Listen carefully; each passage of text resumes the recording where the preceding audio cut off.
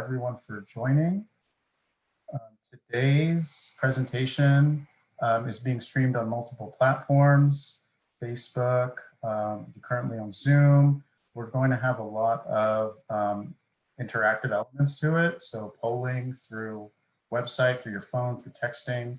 And this presentation will also be, we've also made accommodations for accessibility.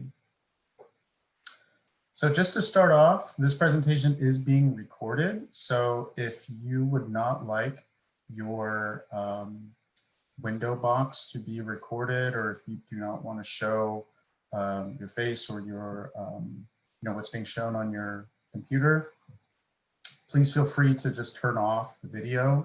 And we'll even go over in the next slide how to do that. Like I said before, this presentation is also being presented in Spanish. And so in order to view or listen to the Spanish setting, you can select your language specific audio channel as seen here on this slide. And the way you do that is you hit the interpretation button and you can select English or Spanish.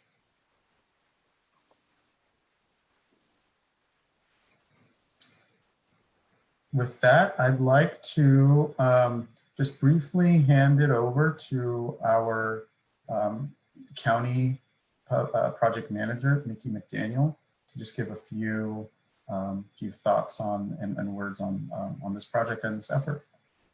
Hi, everybody. Thank you all for taking time to join our community workshop.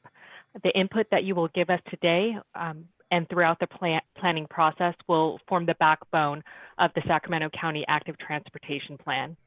My name is Mickey McDaniel. I'm the Transit and Bicycle Coordinator for Sacramento County Department of Transportation. I serve as the project manager for the ATP. Our consultant team is Alta Planning, Walk Sacramento, and DKS Associates. In this workshop, we have Otto Malara, who you just heard from, and Libby Nachman from Alta Planning. From Walk Sacramento, we are joined by Kiara Reed, the Executive Director of Walk Sac, as well as Alicia Brown and Molly Wagner. Otto Malara will take it from here. Great, thanks, Mickey. Okay, so let's move on to the next slide. So just to reiterate again, if you would like to hear this presentation in Spanish, you can select click the interpretation tab at the bottom of your window and select the Spanish option where we are live translating this presentation. Next slide. So first, I just want to welcome everyone to this workshop. Typically or I guess when this project first kicked off, we had the intention of having this workshop in person. But because of this current pandemic and the situation that we're in, we've made adjustments to make this workshop virtual and, are hopefully reaching out to as many people as we can through multiple channels of this digital and virtual engagement. One thing that I do want to get across right now is I know that your time is valuable and I really thank you for taking the time to be with us today. But if you have to step out, if you have to leave early, if there's one takeaway from this project that I can leave you with, it's this website, walkbikesaccounty.net. This is where a lot of our information that we'll be going over can be found. In this website, you can find an interactive map which we'll go over later in this presentation. And this interactive map gives you the opportunity to provide us any comments, any suggestions you may have on walking and biking in Sacramento County. There's also a survey there that you can take. There's a scavenger hunt, which is really fun. And we're going to show you some pictures from some participants of that scavenger hunt. And also you can find future updates on the plan on that website. So walkbikesaccounty.net. Next slide. So again, this is a virtual meeting and we are using Zoom. So I just want to quickly go over, just some administrative topics here on how to use Zoom. So when you're participating, we highly recommend that you rename yourself. Sometimes you may just come up as guest or you may come up as something that you previously were signed in on Zoom. So if you click on the participants tab, you can rename yourself, and we just recommend using your first name and last initial, or even just first name is fine. This is an interactive presentation, so we're really encouraging any questions or comments that you may have, and the best way for you to provide those comments and questions is through the chat box. So, you know, on the bottom of your tab, click the chat box and type any questions throughout the presentation if you'd like. There are going to be some opportunities for you to speak, you know, actually into the microphone and speak with us directly. We ask that when you're not speaking or after you're done with your question, that you mute your audio. You know, we don't want any kind of background noise from other participants. You know, I have a 1-year-old child, so I'm going to be muting my audio when I'm not talking. Also, if you want to speak during the Q&A, you can raise your hand. There's a raise your hand feature that will show you, and then you can also lower your hand when after you're speaking. And then, of course, this meeting is being recorded. So if you do not want to be recorded, if you do not want your Zoom window to be recorded, please, you know, turn off your audio. But the great thing about recording about these virtual meetings is that we'll be able to post it on our website so that if anybody missed it, they can view it later. Next slide.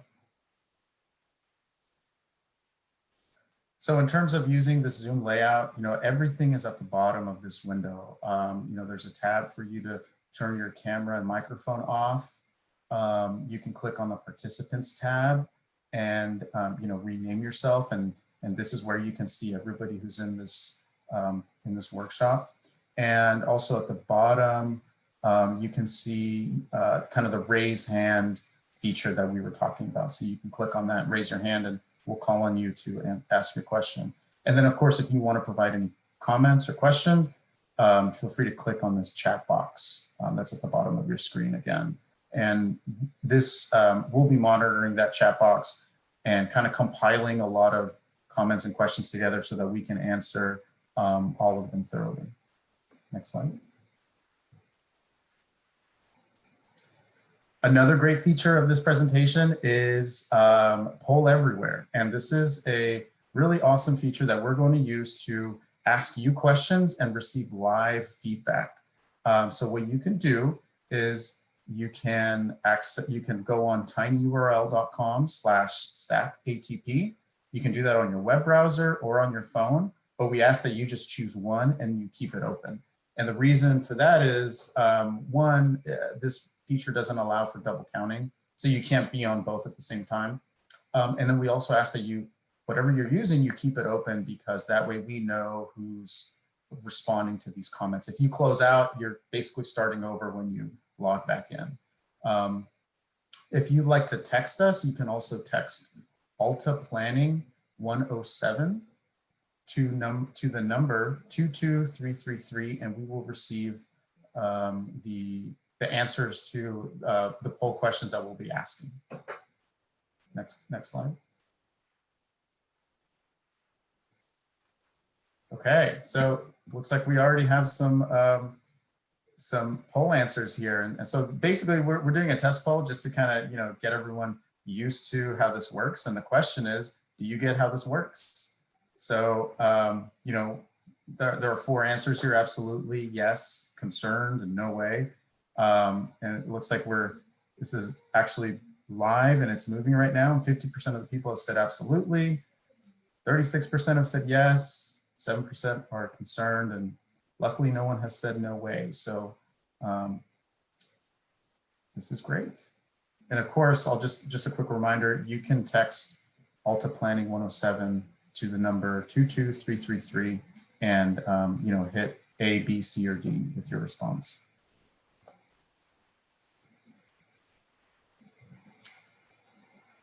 All right, I think we're ready for the next question, or for the next slide. So these are the topics that we're going to be covering today. You know, today's meeting is really an introduction between the project planning team and the community on what this plan is. So we want to introduce what is the Sacramento County Active Transportation Plan. What is an active transportation plan in general? So we'll go over some of our high level thoughts there and kind of give you some more insight into what we're doing and the benefits of this plan. Then we're going to go over the project goals. Basically, what are we trying to achieve with this plan, and how the community is involved and how they play a critical part in this process. We really want to stress that this planning project relies heavily on the community's input, involvement, and participation. And so we want to share with you kind of what we've been doing and what we will be doing to have more of these conversations, to interact more with the public. And then, of course, the next steps. Where do we go from here? What is the result of this major effort for the county? So we'll be going over that.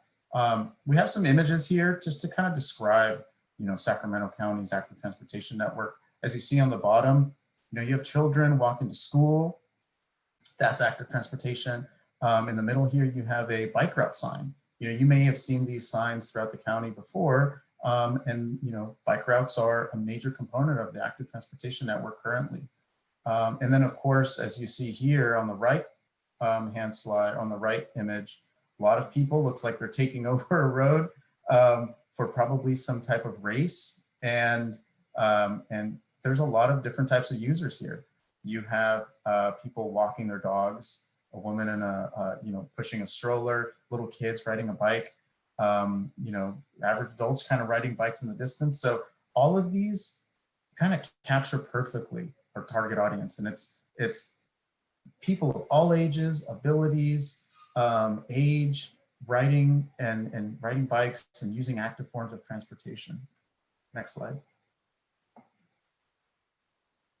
So we're going to be, introducing the project to you. As Mickey mentioned, we have a really strong project team, and we're managed and guided by our project manager, Mickey McDaniel, who works for the county as a transit and bicycle coordinator. I and my colleague Libby, we're both project managers on behalf of the prime consulting firm, Alta Planning and Design. And what we bring is expert experience in active transportation planning, especially for county-wide projects such as this.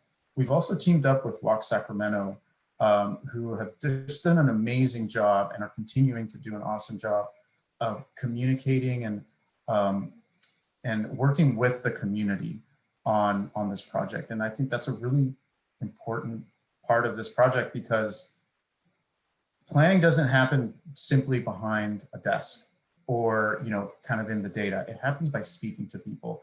And VHAT Sacramento has this great experience of having just great connections to community-based organizations, and to people throughout the county, so that we can break those barriers and really understand, what are some of the issues and challenges that people in the county are experiencing in terms of active transportation. And then we've also teamed with DKS Associates, and they're an engineering focused firm. And they provide really great support for this project, because they are making, like, all the recommendations that we'll be providing will be kind of filtered through an engineering lens to make sure that they're possible and they're feasible. We don't want to provide a plan that's just going to sit on a shelf for 20 years. We want to provide a plan that will be implementable and fundable. So that way the county can take these projects and they can have a running start on making a lot of these improvements possible. And a lot of that happens with the help of an engineering team. Next slide. So what is an ATP? An ATP is short for Active Transportation Plan. Just to kind of give you, a brief snapshot of what it is, what we're showing you here, these two images in the middle, one is the Sacramento County Pedestrian Master Plan, and the other is the Sacramento County Bicycle Master Plan. That plan was adopted in 2011.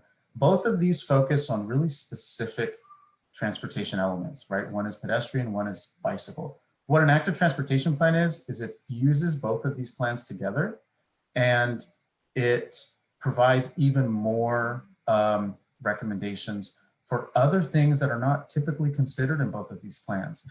Things like, accessibility issues. So how do, folks with wheelchair needs get around? How do children using scooters get around? Access to transit stations. So any type of active transportation and the needs of an active transportation network are found in an active transportation plan. And so that's the really great thing about this plan, which is the first for the county, is taking a really comprehensive look at at the network in the county to understand where are the major challenges and how we can overcome those challenges using all forms of active transportation. And then a couple of other images that you're seeing here, you're seeing children walking to school with a crossing guard. That's a really great depiction of a program recommendation that we can make in this plan. Crossing guards, that is a programmatic recommendation. They work with schools, and we can look at where crossing guards throughout the county can be can be really helpful. And so we'll take a really detailed school specific approach. And then the bottom image, is a trail, and the trail network in Sacramento County is just amazing, and really taking advantage of people utilizing the trail, not just for recreation, but also for, basic transportation needs. So how can we connect people to the trail so that they can use it to get from point A to point B? Next slide. So this is an overview of our process and how we actually get to a plan and to a active transportation document. And at first it starts with assessing the existing conditions for people walking and biking. So we take a close look at what's currently on the ground. We take a close look at documents that have been already adopted, that have already assessed this. We're not starting from scratch here. We're really, we have a head start, and we already have a strong foundation based on a lot of previous documents that have already assessed this. And so we're looking at all this information and kind of looking at it in a way that helps us understand where are the holes and any challenges or gaps. We're going to be listening to the community. That's a really important process of this project and of any planning process, is understanding from the community exactly where those challenges are. We're going to be connecting, our goal is to connect people to places, to destinations. We want to make sure that, active transportation isn't just for, people who want to get on a bike, and bike, 50 miles for exercise. It's for everybody. It's for connecting family to the grocery stores, for connecting kids to schools, for connecting people to a bus stop. We'll be making recommendations and improvements, not just based on projects or infrastructure that can be installed, but also policies and programs that will help make these projects successful. Then we'll also work with the county on providing and identifying funding sources for projects.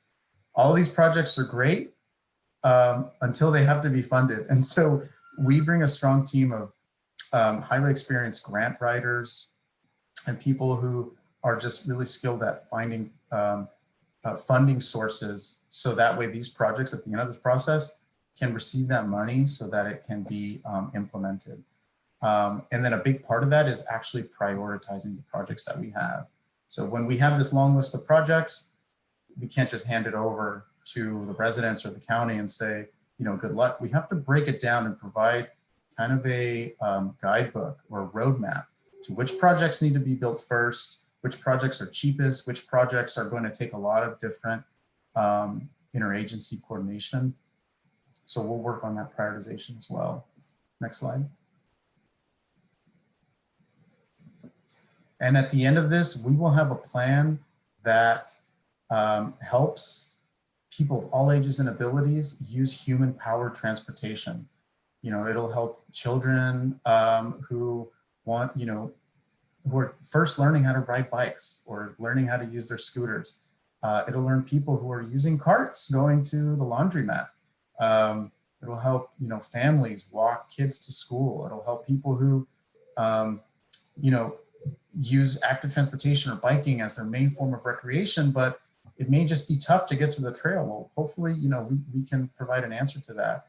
And of course, people who are just using bikes to get from one place to another, and people with different types of needs, like wheelchair needs, for example, and kind of answering to those challenges that they may face. Next slide. So now we have we're going to take a quick break to take a poll here. And this is going to be a really fun exercise to understand where you live. There's no right or wrong answer. We just want to get a sense of what neighborhood, what city, cross street, anything that you describe as where you live. Feel free to go onto tinyurl.com/SACATP or text it to number 22333 and let us know where you live. And what we want to get from this is a word cloud. We want to understand all the different places that people are coming from. We're in this really interesting place right now during this pandemic where we can host these meetings and you can be anywhere. You can be in your living room, you can be in a totally different city. And so we just want to get a sense of where people are. And I think that's a really, really awesome part of this project and of this plan.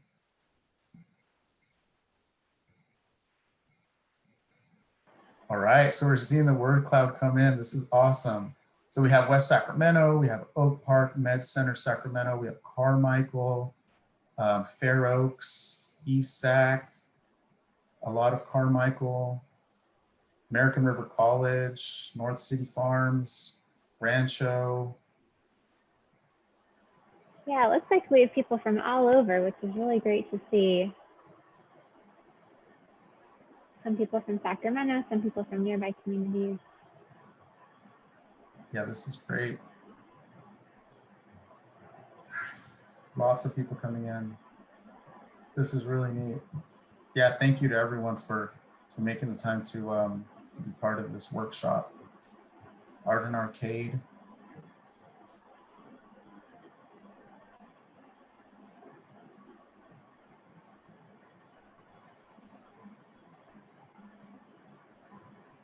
There it is again, American River College. Nice.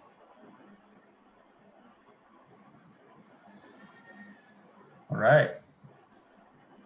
Downtown. Yeah, the really great thing about this. Yeah, Davis.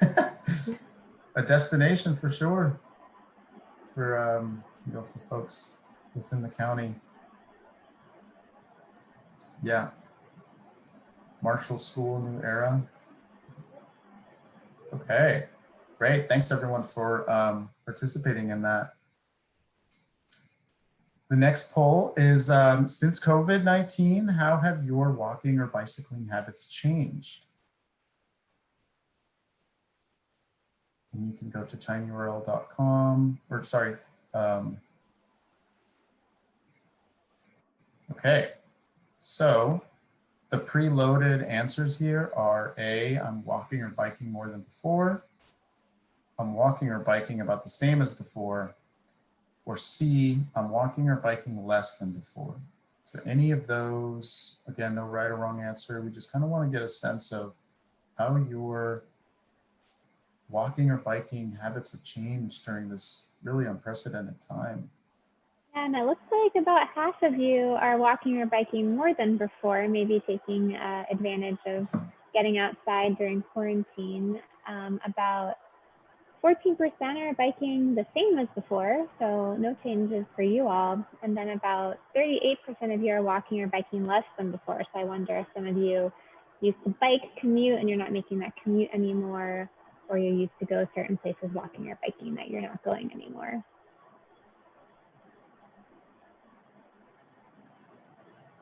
Great. Okay, so moving on to updating the active transportation plan.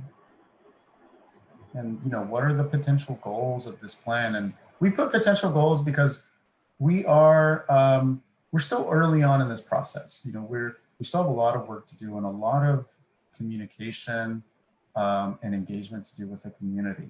We've done a lot of analysis so far, but we still have a lot of network development to do.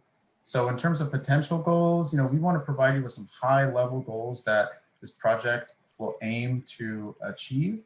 But doing this and speaking to the community and having people take surveys and, engaging one-on-one with people like how Walk Sacramento is doing, that's where we really are able to define and refine goals. So what I'm going to share with you is just high level, goals that we're going into this project with. But one is to improve safety for everyone, especially people walking and biking. And kind of a keyword there is everyone, because, active transportation is about people across the board, not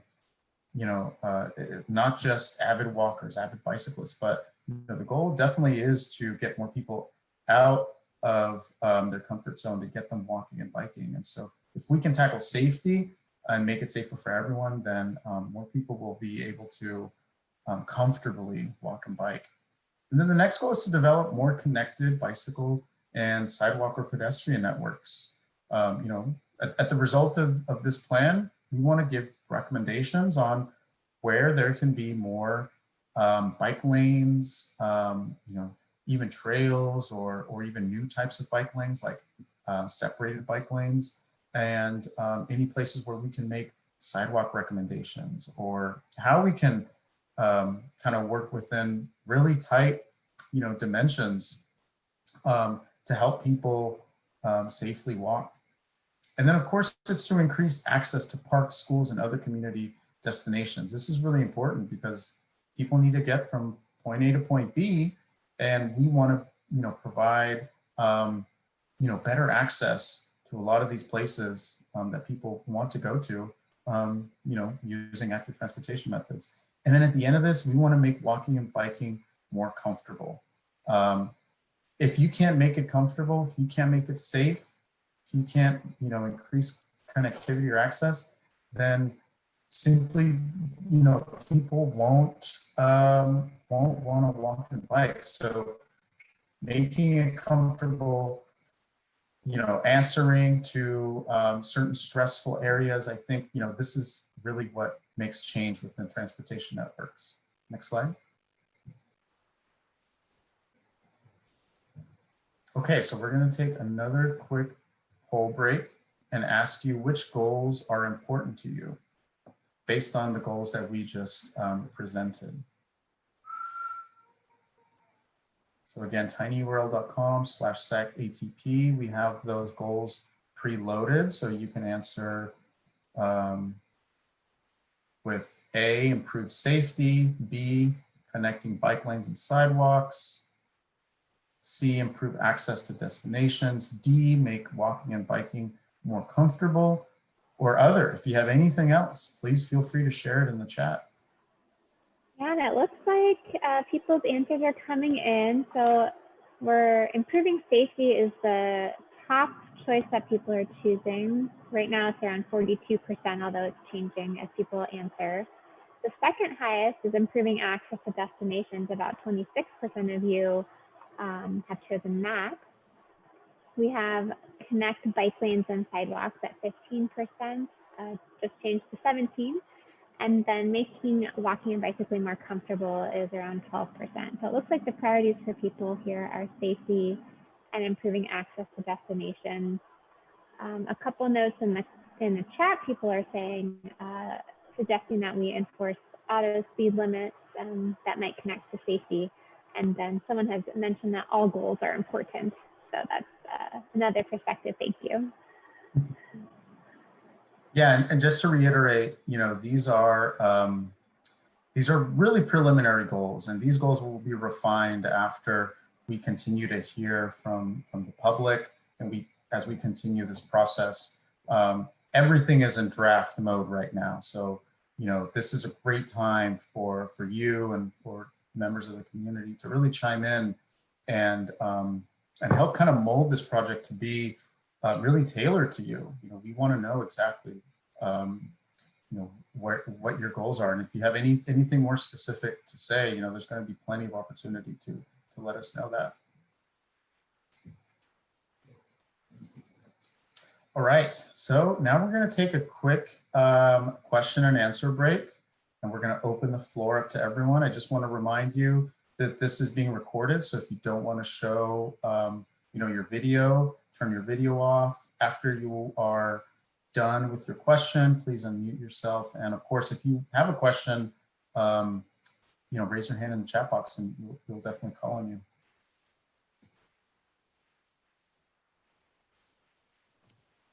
So Otto, I'll start with a couple questions that have been coming in through the chat and we can work down from there. The first question was just wanting to know more about Alta, where you guys are based, and then if there are bicycle planners on the project team. Great question. So Alta is based out of Sacramento, although we have a national presence. We have a deep bench of bicycle and pedestrian and active transportation planners. This is all that we do. So when you hear the word active transportation, planning and design, that's exactly what we do.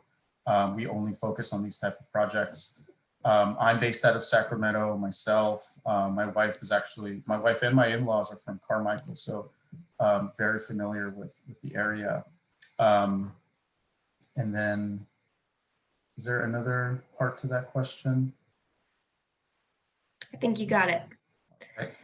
And then it looks like Howard Spivak, I'm sorry if I didn't pronounce your name quite right, has his hand raised. So I will go ahead and unmute.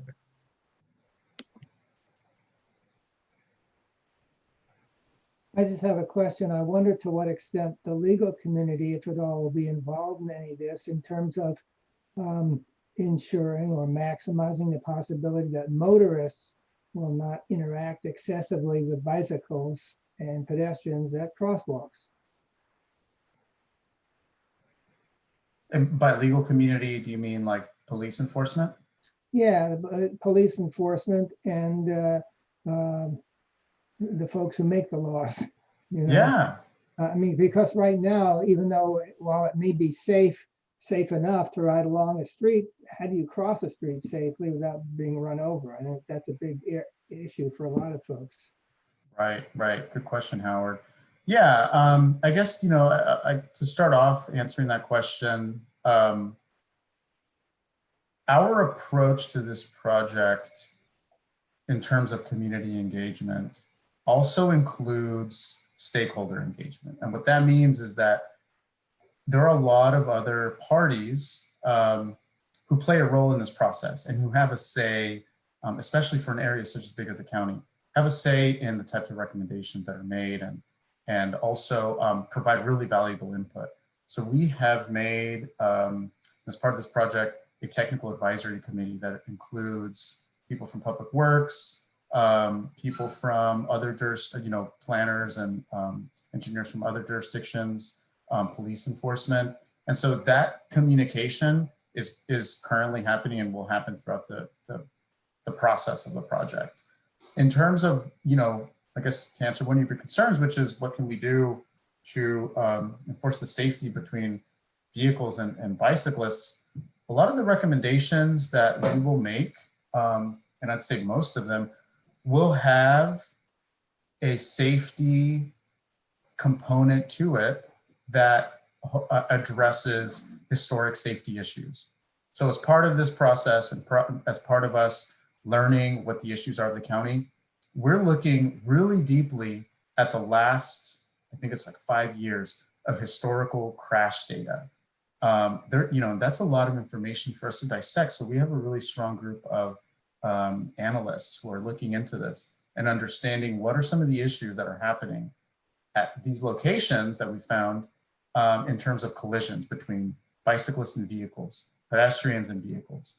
And that will help us make strong recommendations, that will make those areas safer.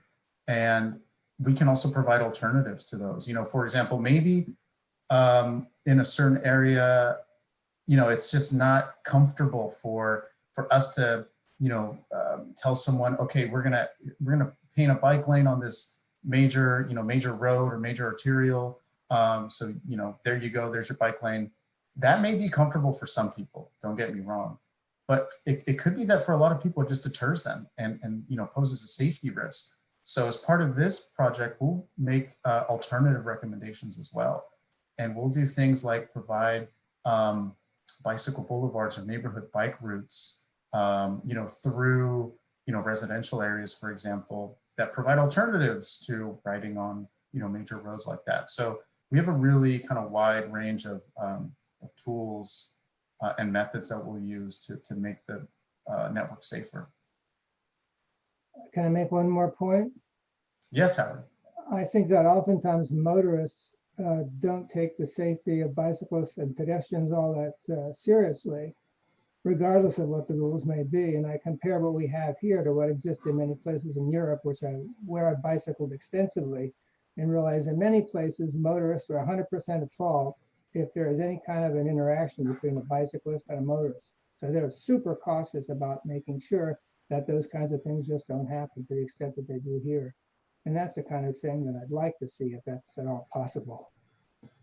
Great. Yeah, thank you. I think you hit it right on the nose. And I think you're absolutely right. And I think what we can provide to this project are programmatic recommendations. So, things that go beyond, painting bike lanes or adding new infrastructure. It's really creating a new culture and providing that education to vehicles themselves. And that is definitely a part of this project and something that we will definitely be looking into when we're making recommendations.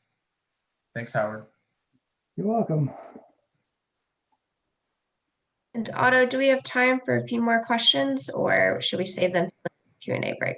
Yeah, let's take one more, and then we can keep going, and then we'll save the rest for the additional Q&A break. Okay. So back in the chat, Dan asked, I don't quite understand connected bike lanes and sidewalks. Does this mean connecting them to each other, improving the bike network? Great question. Yeah, in terms of connected bikeways and sidewalks, I guess that's, the terminology there is a bit funny, but what we're really talking about is a comprehensive network, or a network that looks at all the different uses. So to give you an example, if one plan focuses on, the bicycle network, and another plan focuses on the ped network, they are looking at really specific things. They're looking at these two different user types. But it could be that the issues that they're seeing are the same, or that those issues are the same within a certain kind of geography. So what this plan does is it looks at finding solutions to both things, to the bicycle network, the pedestrian network at the same time. Sometimes you can do those kind of in one stroke. For example, a trail, right? A trail is a great example of a network that can be used for bicyclists, pedestrians, recreational users, kind of anybody. But something maybe a little bit more relatable are intersections. Intersections are something that bicyclists and pedestrians and vehicles and buses, they all have to at one point in time kind of funnel through. So if we look at intersections with the lens of both bicyclists and pedestrians at the same time, then we can make like one really strong recommendation that will answer everyone's needs, once, as opposed to having to kind of do it both in two different plans. So that's kind of what we mean by connecting these recommendations. Great, thank you. And then one last question for this break. What does comfortable mean? Great question. Yeah, it's comfortable means exactly what your definition of comfortable means. There is no right or wrong answer. What's comfortable for a 6-year-old learning how to ride his or her bike to school can be completely different than comfortable for an avid 100-mile bike rider, or someone who jogs, for example, recreationally. So there's different levels and different definitions of comfort, and that in itself is actually what we're trying to achieve. We want to make sure that there are recommendations that are comfortable for everybody, and the way we do that is by providing a lot of different options. So it's not just about a one-size-fits-all network. where we have, you know, painted bike lanes everywhere or trails everywhere.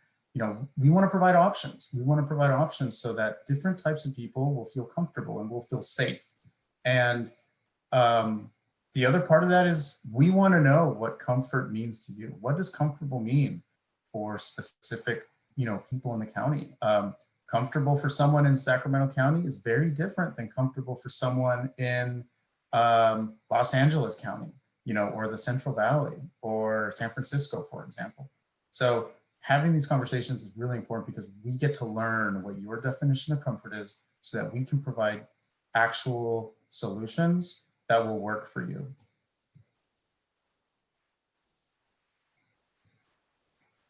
Okay. So now we're going to move on to learning from the community. And I think for most of this part of the presentation, I'm going to be handing it over to my colleagues at Walk Sacramento, so they can talk about just the great work that they're doing, you know, in terms of engaging with the community and bringing that qualitative approach to this project. Thank you, Otto, for passing that along. I'm Alicia Brown with Walk Sacramento, and just wanted to share a little bit more about the community engagement process as part of this plan. And actually a little background on Walk Sacramento as well. We are a community-based nonprofit working in the Sacramento region, focusing a lot on active transportation generally, so walking, biking, all forms of rolling.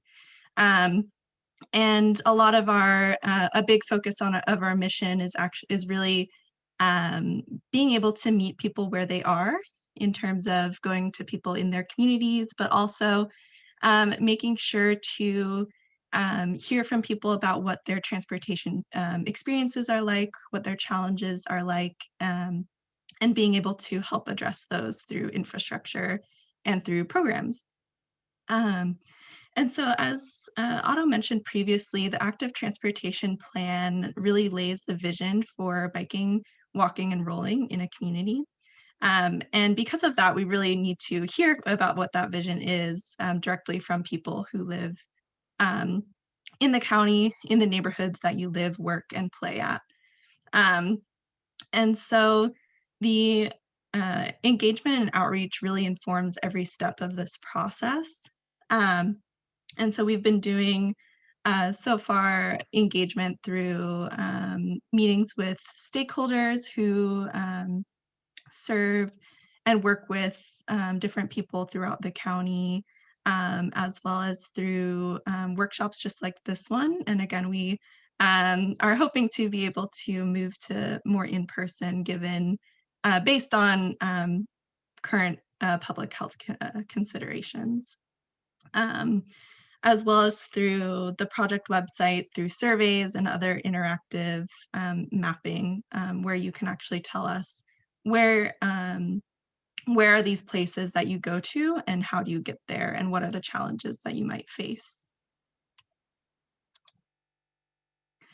So to date, we have been focusing a lot on different stakeholder conversations and talking with people who are working within the biking community. If you're a bicycle club or group, as well as talking with community-based organizations and our partners who work directly with people on the ground, and talking with disability-focused organizations and making sure that all different kinds of disabilities are incorporated into this plan, and that really have a focus. And so we've had invited over 50 groups to participate in these various stakeholder conversations and have talked with more than 30 different organizations as part of this process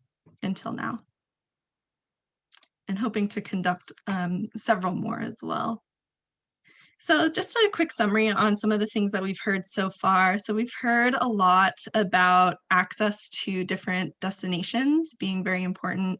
So access to public transit, parks, schools, essential businesses and services such as banks, grocery stores, food distribution centers, health centers, and so on. So access to destinations is incredibly critical, especially now during COVID-19.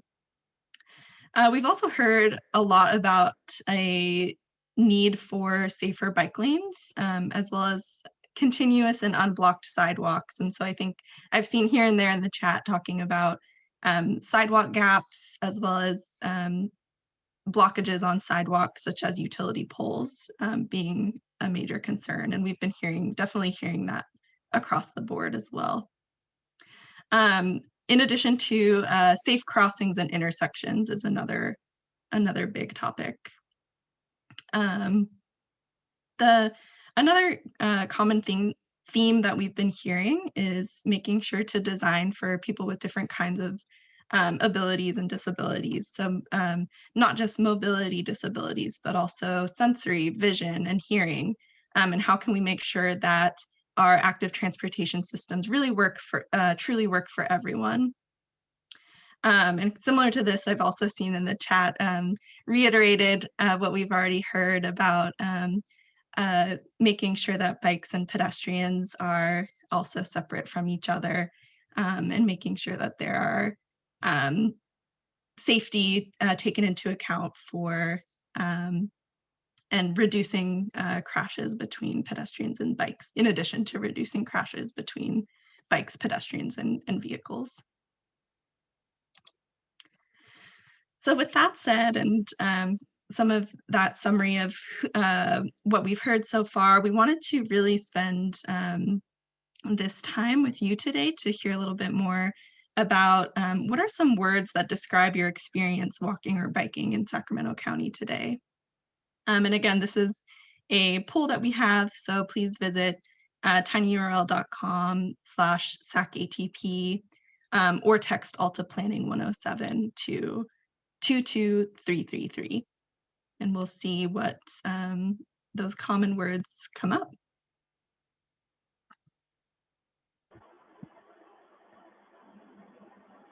All right, we're getting some responses in, and it's a mixture. We have some negative words: dangerous, hostile, frightening. Dangerous is actually coming in a few different times from multiple people. Disconnected, busy, challenging, treacherous, scary. I saw a couple of positive ones. Wonderful, great,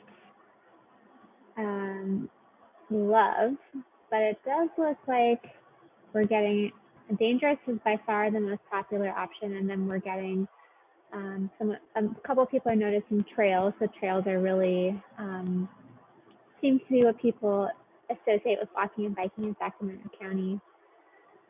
But otherwise, yeah, a variety of other words like disconnected,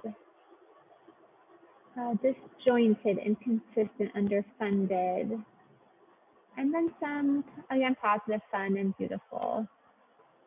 These are all great responses. I want to note, if you've written a multi-word response, it'll get broken up in this word cloud, but we'll see it on the back end and get your full response. So don't worry there.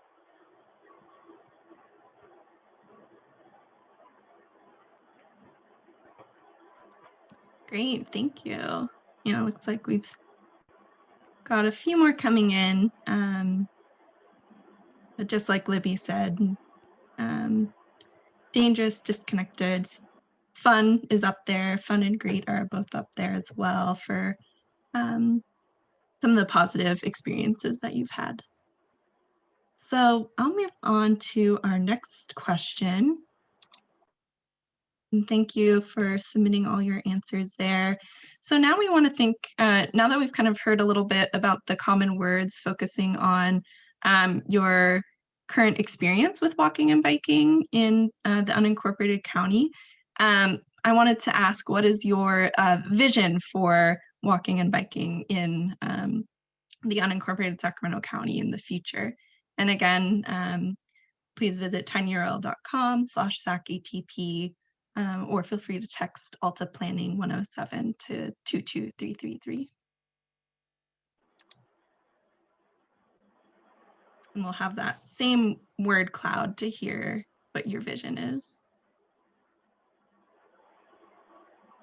All right, so we're getting responses in. It looks like a couple of the words that are popping out are accessibility and safe. So people want to make sure that you're safe when you're moving, as well as accessible opportunities. We have connected as well, showing up more than once. Multiple things around connected, connectivity, continuous, accessibility, definitely safety. Shaded, I noticed that's in contrast to the hot that we saw previously in the prior word cloud. Unobstructed, equitable, but really safe, connected, accessible, and continuous are really the words that seem to be coming up the most, that we're seeing the biggest on this word cloud.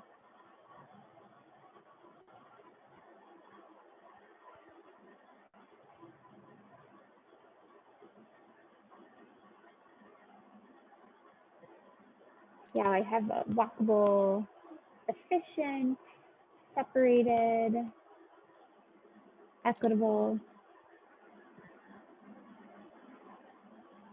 Awesome. Thank you all for sharing what your vision is for walking and biking in the future.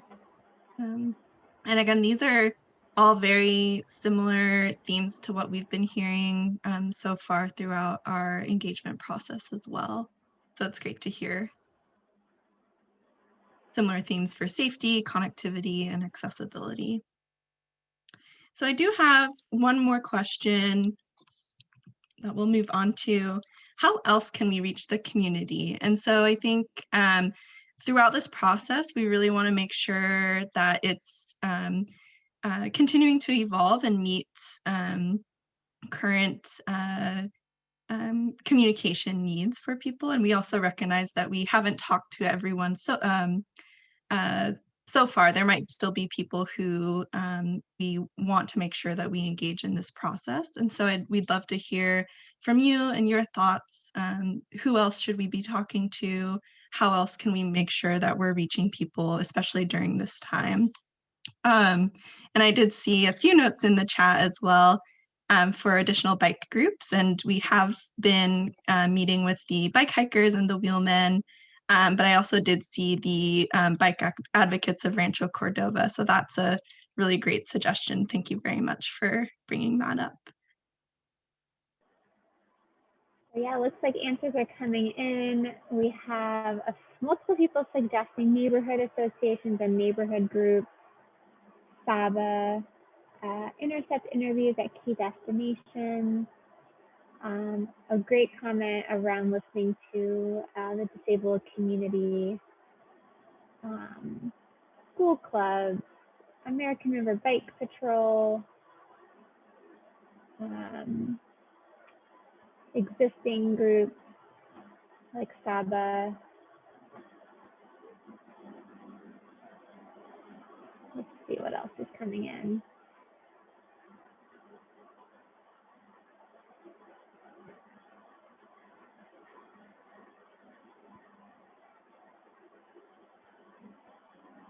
In the chat, we also have people mentioning park districts, community groups, business corridor improvement districts, high schools and college students.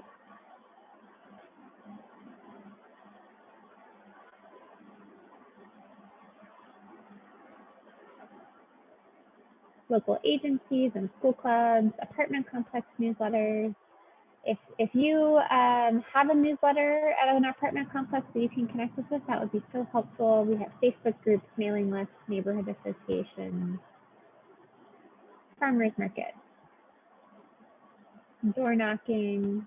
Such great suggestions. Elected leaders, radio and TV, ACCE, groups in neighboring cities.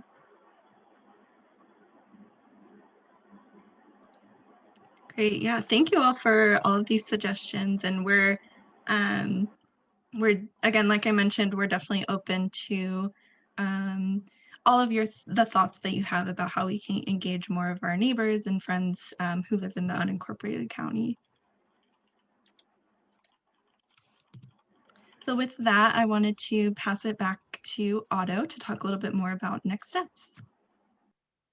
Thanks, Alicia.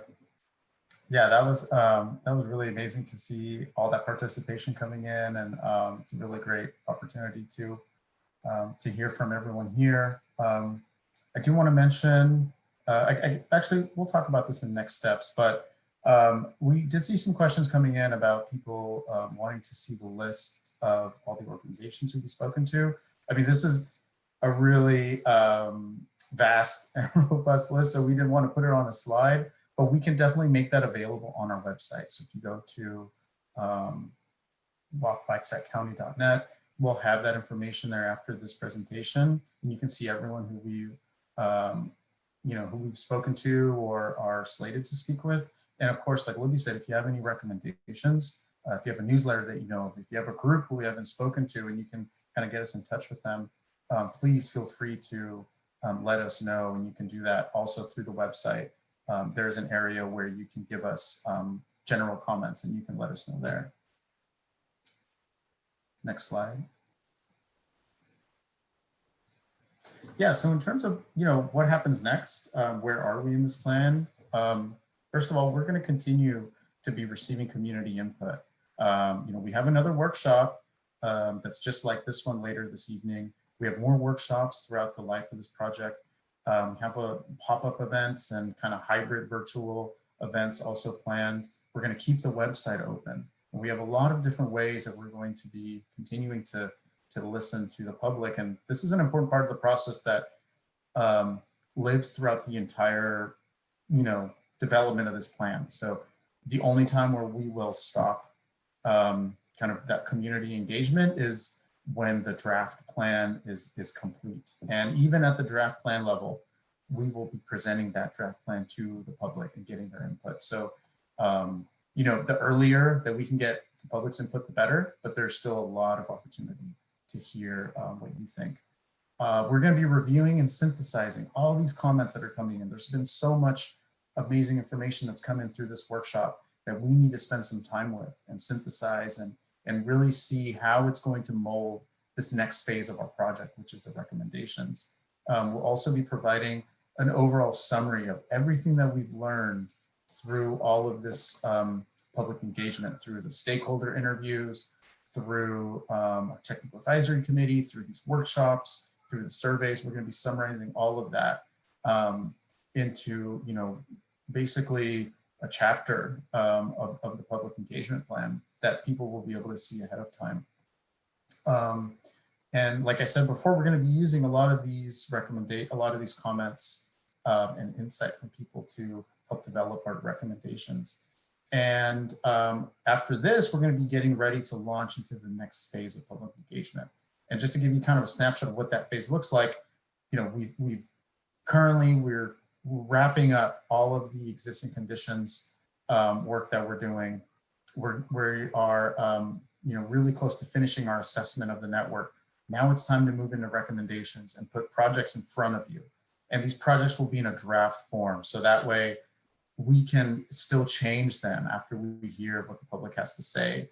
We can make edits to these recommendations. And that's what the next phase of public input engagement is going to look like. It's providing you with all the recommendations and improvements that we're proposing and inviting constructive criticism so that we can make changes to them accordingly.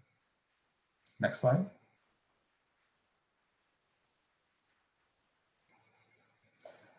This is what our overall schedule looks like. It's a multi-year effort. We're currently in this needs analysis phase right now, which is number 2. We've wrapped up our existing conditions. We're currently wrapping up needs analysis.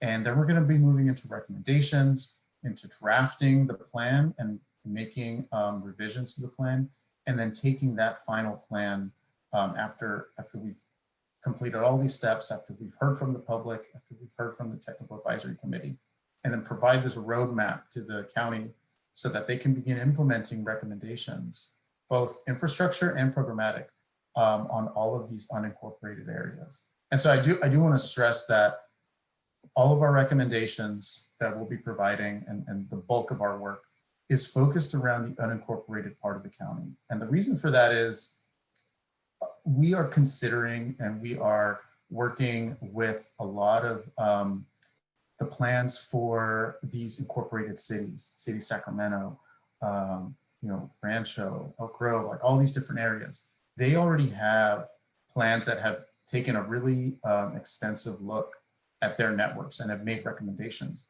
And we don't want to override any of that, but we do need to take it into consideration. So that way our recommendations at the unincorporated level work seamlessly when you cross that boundary into an incorporated city. So we're definitely considering all of those plans and all those recommendations, but we're going to be focusing the majority of our work on the unincorporated parts of the county. Next slide. We want you to stay involved. You know, please check out walkbikesaccounty.net. There's a lot of great information there. We're going to keep updating that website and providing you with you know, all of our updates, all of our kind of major milestones that we have to share with the public on that website. You can find the interactive map there, so you can give us exact pinpointed recommendations on a map, and let us know, you know, what are some of the challenges in certain areas? Where are some destinations that you would like to access, but you currently can't, you know, via walking, biking, or rolling, you know, using a wheelchair. So please check out that website, stay tuned, share the website with your family and friends. You know, if you have a network of people who you know want to be involved in this effort, please share this website with them and get them involved. You can email activetransportationplan@setcounty.net with any questions or comments that you may have. You know, we're going to try our best to respond to everything.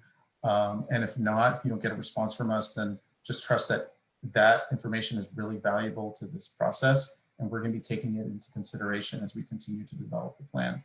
And then attend a listening session in December. You know, we haven't quite locked down these dates, or maybe we have. Alicia can maybe shed some light on that, but we're going to be having neighborhood specific listening sessions in December, where our focus will be hearing from people in these specific areas about problems in these specific areas. And I think for a county as big as Sacramento County, and as many of as vast as the unincorporated county is, that's really important, because you know, we don't want to continue taking this high level approach. We want to actually get down and really listen to people in specific neighborhoods. Next slide.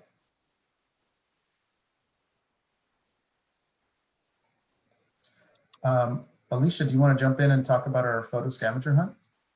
Yeah, definitely. So this is one of the other activities that we created, and to encourage people to get out during quarantine, and then also think about what was your trip like, what are some things that you liked about it, might be some things that you didn't like about it. So this was just a fun activity that we wanted to share with families and children, and trying to get them engaged in this plan. We still have this activity available in both English and Spanish on the website. So again, I encourage you, if you're interested, we'd love to see your photos and learn more about what you found along the way. And then I'll do a very quick demonstration of some of the tools that we have available on the website. Again, the website is walkbikesaccounty.net, and we have a survey available, as well as a web mapping tool. So I'll do a very quick demonstration of the web map tool, but definitely encourage you to take a look at it yourself, and also add in some of your thoughts on current destinations that you access, or routes that you would like to see improved, things like that. So, Alicia, this Libby, is would you Nikki. give? Oh, This is Hi, Nikki Nikki. McDaniel. I just wanted to pipe in to say that I see that there are some specific questions about particular locations throughout the county. If there are plans for a bike, for a stop sign to go in, things like that. Those kind of questions or comments are best placed on the map if you can do that, because we'll be able to look back and say that there is support for a change in this particular location. So I encourage you to do that. Thank you. Great, thank you, Mickey.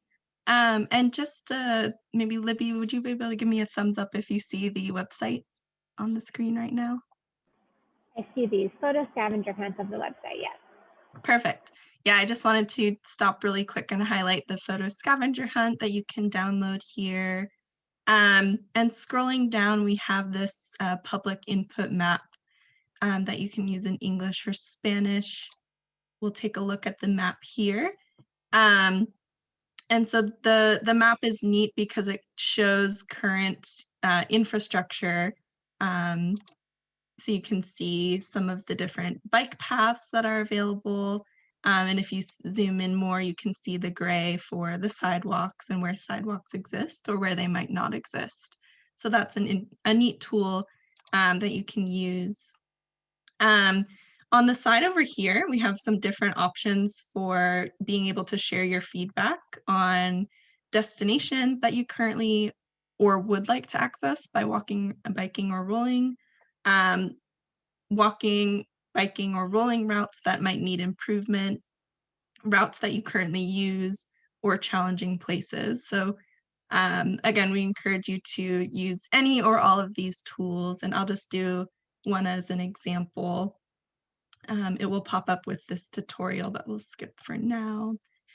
As an example, if you zoom in here, you can highlight a specific portion of a street or share your route, and then add your comment about it. So for example, you could say, highlight an area where there might not be a sidewalk, or if the bike lane feels unsafe or uncomfortable for you. And we encourage you to share more here, as well as sharing what type of route it is.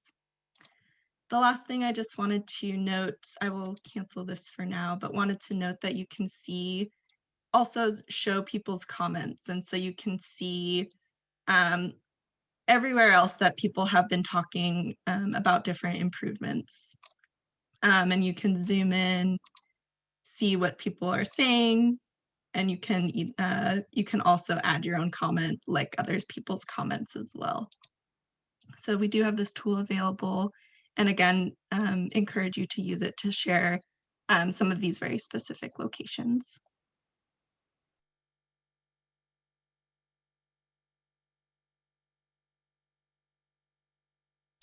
The last thing I wanted to mention before we open it back up again, Otto mentioned some listening sessions that we're scheduling for December.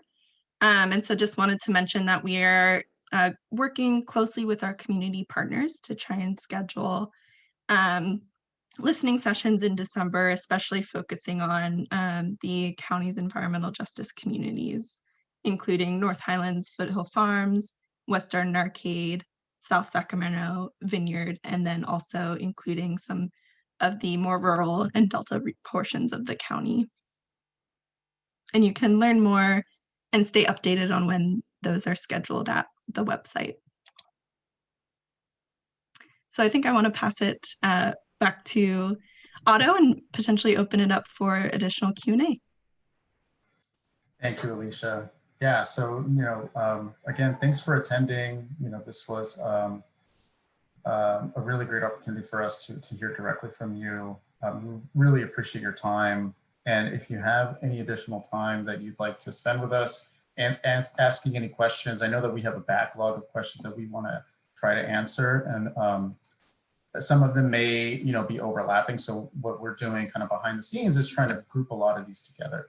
If we can't get to your question, I think what we're prepared to do is provide responses to them offline and then post them on the website. So there is still that option. But being that we're pressed on time and that we know that your time is valuable, we're going to do our best here. Just, in closing for this presentation, if you want to hear more information, feel free to reach out to us via the website. And then in, our Sacramento County contact, of course, is Nikki McDaniel. And her information is down there on the screen, McDaniel M@saccounty.net. So, you know, with that, I'd love to open it up to questions, and we will do our best to answer them with the time that's left. All right, thanks, Otto. And I'll jump in again to moderate. We've got a couple people that have had their hands up for quite a while, so I want to make sure that we get to them first. So let's go with Dale Page first. I've seen that your hand's been up for quite some time. Yeah, hello. I just wanted to emphasize and reinforce what Howard said about safety. And I believe that there's a large portion of the public that doesn't comprehend that active transportation is really an important consideration, and that the deck is stacked against people who are riding bikes or walking, and the burden is really placed on those of us who walk and bike, because cars are given the advantage. And someone driving a car, driving at 60 miles an hour through, you know, a business area, that's a very dangerous situation. And I believe that you need to focus on some very simple things, like trying to increase the public awareness that this is a problem. And then if it comes down to enforcement, the speed laws are generally pretty reasonable, but people don't follow the speed laws. So that's basically my comment. I think that drivers, when we're driving, we could be much more courteous. Thanks. Thank you, Dale. Thanks, Dale. And I see we also have Jackie Doerr's hand up as well. So Jackie, feel free to unmute yourself. Good. Thank you so much. Yes, I just a reminder and of something I think we need to keep our eyes on when providing this, when soliciting and providing input, is the role of public transit. Since every public transit trip begins or ends with somebody walking or rolling or cycling to and from that trip. And I tried to give input on the map and didn't find an easy way to highlight my frustrations with, you know, the beginning and the end of my bus trip, for example. And so I just would say that it's a key element of active transportation that really, for lots of people, makes getting to distant destinations, community college or a job or healthcare is, you know, really essential. So I really ask that you try to highlight that in this listening effort. Thank you.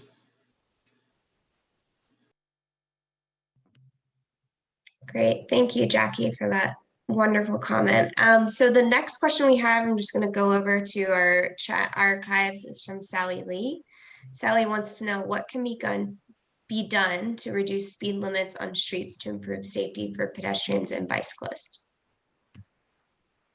Yeah, that's a great question. And for us and for this plan, what we can do is provide policy recommendations, as you know, in addition to specific network and infrastructure recommendations as well.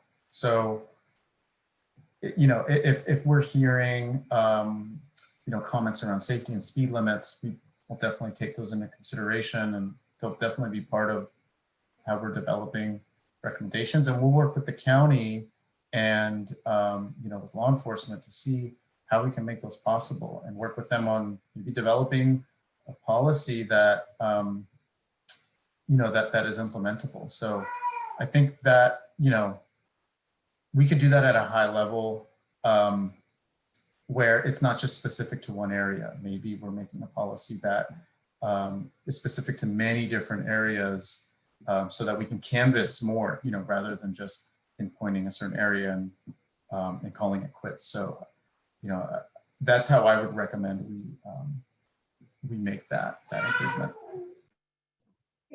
Thanks. And just a reminder again, on Mickey's point, if you have location-specific questions, to add them into the map. That's probably the best way for us to collect that data, but we are also collecting those questions as they come in as well. The next question is from Kevin Tan. Asked by Jean, will you be looking at the county's ADA transition plan recommendations for inclusion into the ATP? Yeah, that's a great question. And Mickey, if you're available, you can back me up on this, but we are definitely looking into that as part of our existing conditions analysis. So plans like that, plans like the environmental justice area, these are all helping us lay a foundation for understanding where the gaps, challenges, and opportunities are for making recommendations. Specific to the ADA plan, I'm certain that we are including that in our analysis. Yes, this is Mickey. We have provided Alta, DKS, and Sacramento with the ADA transition plan, which generated a lot of GIS data. And so they're starting from that as a basis of knowing where there are sidewalks and where there are not. And then also taking those recommendations into account, especially in regards to the walk shed around bus stops as well. So yes. Great. And we had a couple questions come in just asking about the timing and how long it takes for sidewalks to get put in. So I'll read off Sally's question, but there were a couple people, I'm just kind of summarizing their questions. So Sally says, Carmichael has several street arteries with minimal sidewalks and utility poles, making it difficult to walk and bike. Why does it take so long to get sidewalks in place?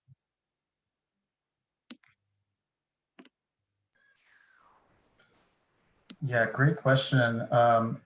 Specific to the county, maybe Mickey, if you have some insight there, I can provide insight on what this plan will do, which is, provide recommendations and kind of a roadmap for how to fund and grant a lot of these improvements, including sidewalks. But in terms of timing and schedule, maybe it's best for, Mickey, for the county to respond.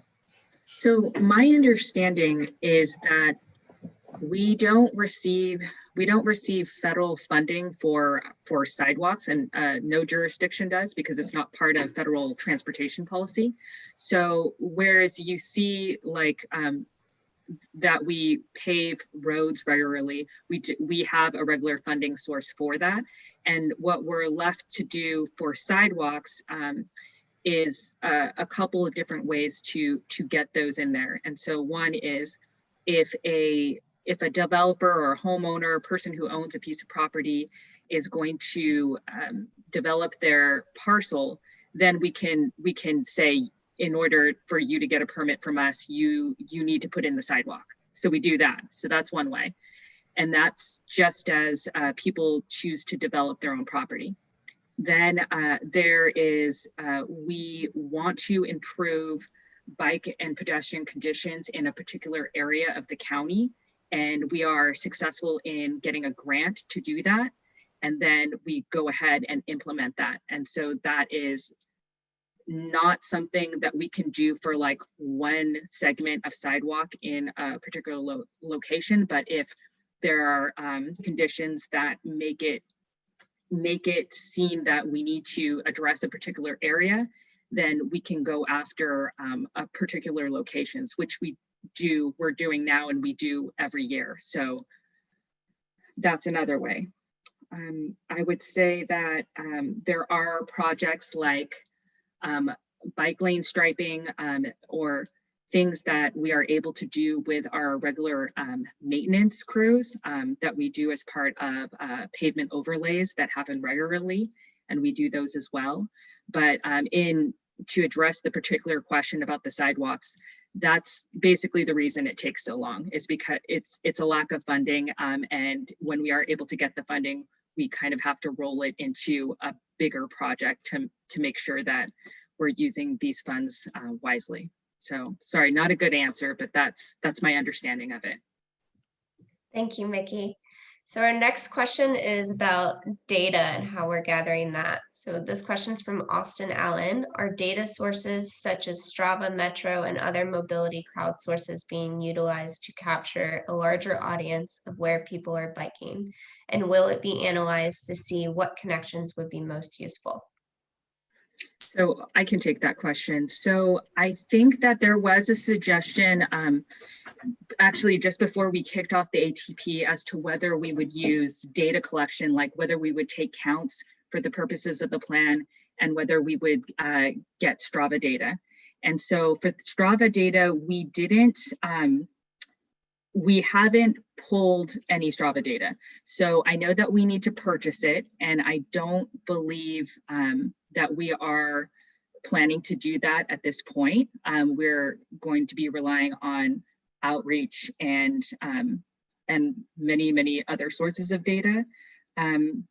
For taking counts, I looked into whether this made sense, and essentially what I did was I read up on the interim count guidance from Caltrans, which they put out, I believe, last year.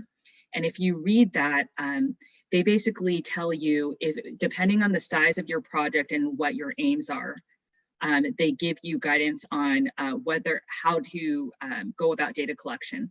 And what they say in that document is that for a long-term plan, it basically doesn't really make sense to take counts. So we went with that because we felt like they were likely to be the best source of guidance on that. Great, thank you. And I think we have time for maybe just one more. And I did see that someone on the phone has their hand raised. Their last 4 digits are 8307. Hi, this is Gene Lozano, and this probably has a similar answer regarding who's responsible for incurring the cost of sidewalks, but I just want to put it out there. Another thing that should be looked at is identifying any funding that could be for the elimination of open ditches along the roads. I'm talking about residential neighborhoods. And I know that the county did have a grant, well, I shouldn't say, had a program back in the 80s. And I, with organized a group of people in my neighborhood along a street called Montclair, just off Whitney, about 2 blocks away from Watt Avenue. And we, because of the ditches that were open with no street lighting, and we had problems with mosquitoes and so forth, the county put in 2 blocks of eliminated the ditches by putting storm drains in there, gutters and curbs. They didn't put the sidewalks, but it solved a health problem. It also eliminated a problem where often cars making a turn from Montclair going on to Whitney sometimes clipped the corner and went into the ditch. We even had one time a patrol car went in there. And I'm saying, so that should be looked at. There's a lot of areas, I can speak for the northeast area of the county, where there's these open ditches along residential neighborhoods that would make those streets more walkable. And the last thing is, and I know this is the science and it's extremely expensive, but working with the phone company and the electrical companies, getting the power and telephone lines underground, not just for aesthetics, but just for health reasons, electromagnetic issues. And I think that would just help the community feel more open, and it'd make it more walkable for people with disabilities and not having to maneuver around the poles. And it's just health safety, and especially into the environmental justice plan, I know that's something that those areas are really heavily with high tension transmission lines, and that should be put underground. Thank you very much. And any answers, responses, comments, I'd appreciate in receiving them. Thank you. Yeah, thank you so much, Gene, for that really valuable insight. I know that we are at time right now, and there's also more questions that have come in, and what we'll do is post these questions online on our website, group some of them together, and provide answers to them. Unfortunately, we are out of time for this workshop. We thank everyone for your input. It's all been very valuable, and please trust that this is such a critical part of this process and of this project. And, you know, we can't do it without your support and without, you know, your time and input. So thank you again for taking time out of your schedule and being with us today. We really appreciate it. Please stay tuned on our website. And, you know, we're looking forward to continuing this conversation, providing you with more answers and showing you, you know, how together as a community, we can plan for a safer, connected, more comfortable walking, biking, and rolling network in Sacramento County. Thanks again, everyone. Thank you. Thank you.